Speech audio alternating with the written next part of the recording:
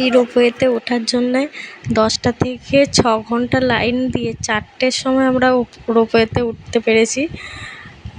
তো রোপওয়ে উঠে তো অসাধারণ লেগেছে, আর প্রচণ্ড ভয়ও পেয়েছি।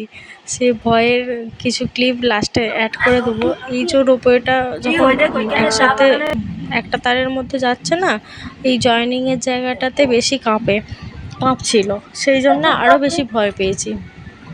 আর চারপাশের দৃশ্যটা তো অসাধারণ ছিল, যেটা বলে বোঝানো যাবে না, এত সুন্দর।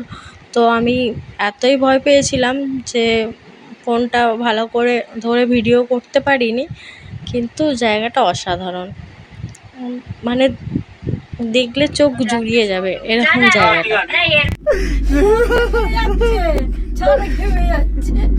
এই একটা কুন্ডু আমি ধরে আছি তোমাকে। ফিতু দাদা এত দোলছে খেলে দোলছে কোথাও আস্তে আস্তে যাচ্ছে তো কিচ্ছু হবে না।